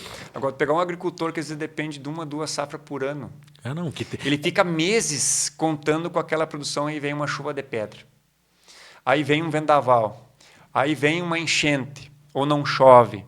E toda aquela expectativa de ter uma renda não vem. Sim. E quando tem, às vezes é tão pouco, como aconteceu nessa safra passada, a última agora, que o pessoal vai... Então, quais são as necessidades principais? Eu tenho que pagar o banco, eu tenho que pagar a cooperativa, eu tenho que pagar... Às vezes sobra até para o sindicato, o agricultor atrasar o pagamento, e isso vários chegam a mim, Borim, tu me espera um pouquinho assim que eu me apertei, estou pagando umas contas lá, não pude pagar o sindicato agora. A gente sabe, a gente entende como é que a gente vive também nesse meio, né? Sim. Então, porque o agricultor não tem salário no final do mês. Eu me lembro dos debates que tinha no Estado, né, na época do governador Sartori, que parcelava o salário, né? Aquilo era um horror, né? Funcionalismo público estadual, tudo parcelado. Eu tenho uma cunhada que é professora, recebia parcelado, e eu dizia, gente, o agricultor nem parcelado não recebe. Se ele não levantar cedo e dormir tarde e não tiver a sorte do clima contribuir, nem parcelado ele não recebe. Então, nós vamos chegar num momento, e já estamos atrasados, penso eu, que nós deveríamos ter uma política no Brasil que protegesse esse agricultor de ter uma renda mínima para ele se manter, a família. Nós não queremos viver desse assistencialismo do Bolsa Família, não estou aqui fazendo uma crítica do Bolsa Família, né? Mas hoje, isso inclusive é uma das justificativas do governo hoje não ter recursos para ajudar o agricultor, é porque o governo gasta demais com o assistencialismo. Só que também não toma uma atitude, ninguém quer comprar brigas, não. É importante e estratégico até aqui, para ajudar um agricultor que está lá produzindo, trazendo, né? E que não tem garantia caso venha uma frustração de safra. Isso a gente vai precisar, ou vai ter que chegar que nem, como eu disse, chegar que nem aconteceu na Europa, que quando já quase não tinha mais agricultor, que hoje, né, na Itália, na Alemanha, o agricultor recebe por X valor por vaca que ele tem lá para produzir leite. E nós temos numa região central aqui assim, que é diferente das outras regiões no estado, não falo nem no Brasil, do estado. Porque nós temos regiões que têm uma economia de agricultura mais definida. A região de Santa Cruz é o fumo, que é o principal. Nós temos na Serra a questão tu falou do vinho, das uvas, né? Tu consegue identificar, né? Tu olha a região aqui assim, Passo Fundo, Santa Rosa, região é trigo, é soja, é milho. Nós temos aqui a região de Lajeado, é os integrados, suíno, é frangos. E nós temos na região central uma diversidade de produção riquíssima. Riquíssima, e talvez por isso é tão difícil de se organizar. Porque nós temos aqui uma riqueza de hortigranjeiro, nós temos bacia leiteira que já foi muito grande e quase terminou. Hoje tem algumas unidades de produção leiteira retomando e indo muito bem. Nós temos soja, nós temos milho, nós temos trigo, nós temos pecuária, da qual também vem.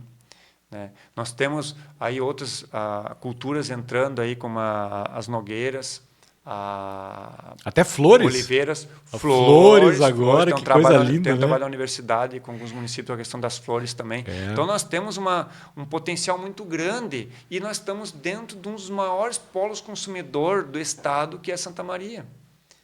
Tem muitas bocas famintas aqui em Santa Maria, né? Então a gente precisa ter esse olhar para esse público consumidor, em vez de estar trazendo muita coisa que vem lá do Nordeste, de São Paulo, né, ou da Ceasa de Porto Alegre, e apoiar os agricultores, os empreendedores rurais que estão aqui no nosso município, ou em torno, aqui nos municípios da Quarta Colônia, que estão aqui em torno de Lermando, produtor de mandioca, eu também sou cria da produção de mandioca, São Martin da Serra e Itaara, que tem produção. Sabe? Eu também faço parte do conselho do CORED Central, e buscando projetos de fomento para tentar unir a região. Se tu olhar outras regiões do estado também são parece que mais unidas. A nossa região central ela é um pouco, cada um quer cuidar do seu quadrado.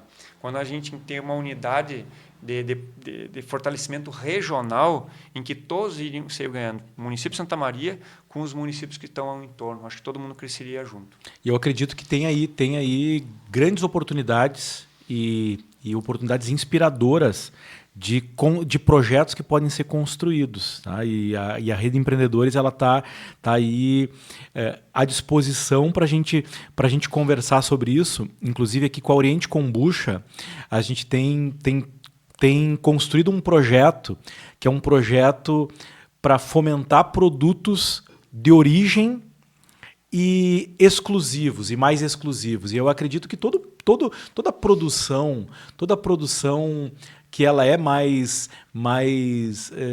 artesanal, que ela é mais local, que ela tem um sabor diferente. Tem um sabor diferente, tem uma história, né? O ano passado eu fui já fruto desse projeto, eu fui numa feira em Gramado só de produtos de origem, tá? Com denominações de origem de vários estados do Brasil. E é lindo ver quando os produtores se reúnem e eles têm mais clareza do seu potencial, da sua identidade, né, das suas características, e acabam usando elementos de marketing, de estratégia para criar marca, para comunicar o valor que se tem. E a gente está trabalhando na Oriente Kombucha. A Oriente Kombucha trabalhou aí nos últimos anos um plano para se tornar uma marca que tenha condições de chegar no Brasil e na América Latina. E aí a gente falou, inclusive, no nosso último workshop, do poder de uma visão estabelecida. E aí, no meio de 2024, ali no início do segundo semestre de 2024, a gente começou a trabalhar o planejamento estratégico da Oriente Kombucha. E a Oriente está aqui conosco não é por acaso, é porque é um projeto que tem origem, tem uma exclusividade e tem benefícios reais para a saúde. Tá? A gente começou a trabalhar. Hoje a Oriente está crescendo, está indo tem mais de 100 pontos de venda aqui em Santa Maria, já está vendendo para outros municípios e agora já tem um projeto de expansão nacional aí também, está recebendo uma proposta para exportar. Vamos ver se vai ser viável isso no médio prazo. Mas o que eu quero te dizer é o seguinte: eu vejo muito potencial, e até o próprio Chico aqui, o Francisco, começando a produzir flores ali em São Vicente, né?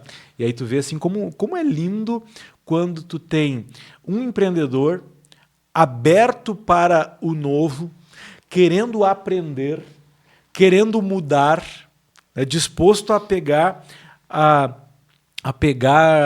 um ambiente que talvez não é tão favorável para a mudança, porque tu pensa assim, estou em São Vicente do Sul, é mais fácil criar gado do jeito que todo mundo faz. Aí, não, eu vou pegar e vou... É uma mudança de cultura, numa região que é bem definido ali, né? Que é muito definido. E pecuária.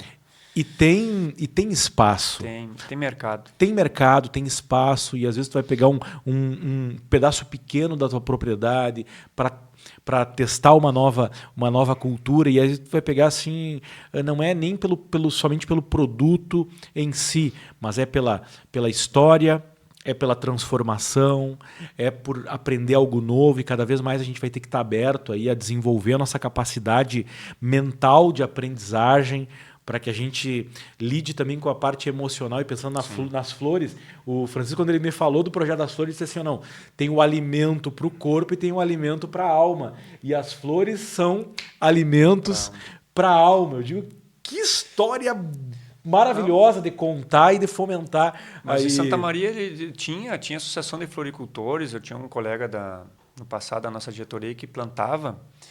Então, é uma coisa que um pequeno espaço... Não depende de um espaço muito grande. Um pequeno espaço produzia flores. E aí, quando tu falar a questão da alma, né? Eles vendiam todas as flores, já organizavam no mês das mães e finados. Dois Duas grandes datas que são muito simbólicas. Simbólicas. E que trata a questão da alma, né? Então, e aí isso foi se perdendo. Então, acho que tu tocou uma questão importante, assim, a questão de trabalhar o empreendedor. Porque o que faz falta hoje é justamente o pessoal ter coragem para se desafiar a empreender. Porque a gente falava no início, talvez falta apoio, falta suporte, falta alguém que chegue e encoste, vamos para frente.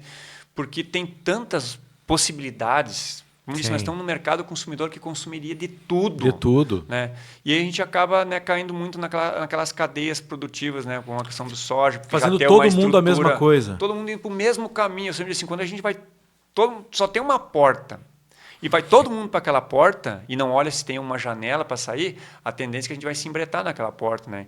Então, a gente precisa olhar outras atividades, ver o cenário e procurar empreender e procurar ajuda da assistência técnica, quem pode dar assistência técnica, das secretarias, pegado no nosso ramo da agricultura, que tem a função de auxiliar, vir no sindicato naquilo que a gente pode orientar para um proprietário rural, produtor rural. Tem a questão da universidade, que tem alguns ramos da universidade que trabalham a questão de flores, mas de fruticultura também. Tem ali o Politécnico, tem uns trabalhos fantásticos. Né? Eu acho que tem tantas possibilidades, basta o pessoal querer empreender. Tem gente às vezes, da cidade querendo largar o serviço na cidade e ir para o campo para empreender, para montar um negócio. E isso é bacana, isso mostra que é possível. Né? Só que algumas ferramentas precisam ser ajustadas para que o pessoal possa, né, não se frustrar depois e ter a produção rural, a propriedade rural, como um local bom de se viver, que traga saúde, qualidade de vida e renda. Acho que esses pilares são importantes. Sim. E eu creio que o que a gente precisa também são de líderes que nos inspirem e nos direcionem, para mostrando os benefícios e os potenciais. Porque às vezes a gente conversa com pessoas que estão ali em posição de liderança em alguns segmentos e elas estão tão negativas, sabe? Estão tão pessimistas que elas desmotivam todo mundo. Né? Conheço alguns. Conhece alguns? Conheço. Tem pessoas que até a gente tenta se aproximar, mas elas estão tão focadas no negativo, estão tão focadas no problema. E cá entre nós, todos nós temos as nossas aflições. Jesus já disse, no mundo tereis aflições. Todos nós vamos ter problemas. Todos nós vamos ter problemas. Né? E isso desafios, dificuldades, isso é inerente da humanidade, né? Agora, aquilo que dá mais importância, né?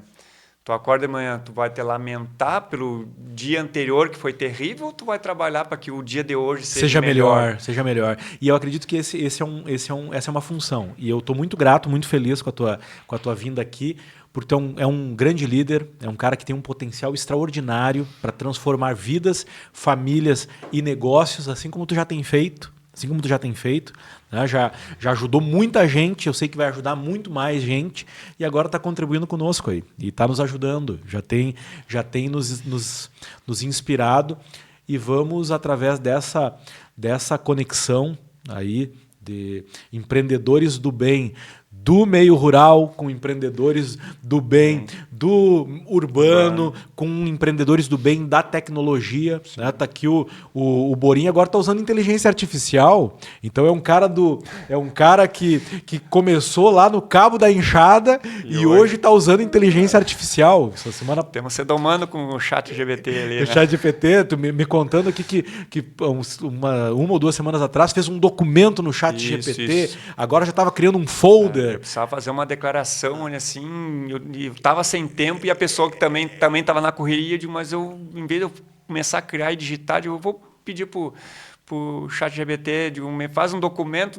dê as instruções, foi rapidinho, estava pronto, ele assim, eu até mostrei para os meus colaboradores, olha, temos uma ferramenta ali assim que basta a gente saber perguntar o que a gente quer que ele entrega, né? O mundo hoje nos traz esse desafio também, né? De a gente aprender essas novas tecnologias para que a gente possa ter mais tempo para cuidar daquilo que é mais fundamental, que às vezes é da gente. A gente falava antes de começar, né? Me pega essa questão de ajudar a cuidar das pessoas. Eu me cresci cuidando das pessoas. E chega no momento que a gente precisa cuidar da gente, o nosso interior, para a gente estar bem, para a gente poder cuidar do outro. Aqui a gente tem uma missão. transformar vidas, famílias e negócios. Agora a chave está numa declaração. Aqui eu quero que tu carregue contigo para que a gente possa levar essa declaração para mais pessoas que precisam dessa declaração, assim como eu sei que todos precisam. Transformar-se para transformar. Quanto mais nós queremos transformar, mais a gente precisa estar comprometido com a nossa própria transformação. É como Jesus também nos ensinou. Amar ao próximo como a nós mesmos. Então, ama ao próximo como a ti mesmo. E muitas vezes a gente está naquele automático de estar... O cotidiano nos leva a isso, querendo fazer, querendo entregar, mas não está cuidando do ativo mais precioso que a gente tem, que é a nossa vida. É isso. Que é a nossa vida, que é a nossa saúde, que é o nosso corpo, que é um instrumento que faz a gente chegar até onde a gente precisa chegar. Exatamente. E é isso. Vamos seguir nessa jornada aí de aprendizagem, de mudança, de transformação. Foi uma honra te receber aqui. Tá? Eu sei que quem ficou até o final do episódio é porque gostou, é porque se conectou.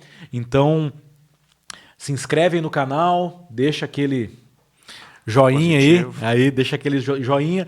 Caso tu não tenha gostado, diz que não gostou, mas eu vou fazer questão aqui de te incentivar. Se tem alguma coisa que ficou na dúvida também, entre em contato também, manda lá uma perguntinha lá que a gente pode estar respondendo. Quero deixar aqui também, registrar um abraço aqui pro Chico, né? A gente falou tanto no Chico aqui, principalmente pro Jair, né? O Jair Voltos é um irmão que eu tenho no movimento sindical, um parceiro de luta, de diálogo, de construção, de viagens, né? E é um cara que ele estava procurando no momento da vida dele que precisava de mudança, e ele teve a humildade, né, eu vou puxar o Borim para que ele está precisando também, porque eu também estava numa fase de transição, de estar nesse grupo de oficiais. E eu agradeço então muito ao Jair, dedicar a ele também esse podcast, que é um parceiraço, um amigão de vida, e que a gente possa ter outros momentos aí de aprendizado junto. Maravilha, te agradeço aí, Jair, por esse presente. Tu é um amigão aí que me conquistou, né? Quero essa amizade para a vida toda, aí, assim como com o Francisco, que te trouxe. E essa é a pegada aqui da Rede Empreendedores, é a conexão entre empreendedores, entre pessoas que querem essa transformação para suas vidas, para suas famílias, para os seus negócios e para os seus, né? E fica a gratidão a vocês aí que estão conosco, tá? Um grande abraço, e assim a gente encerra o episódio de hoje e nos encontramos no próximo. Deus te abençoe.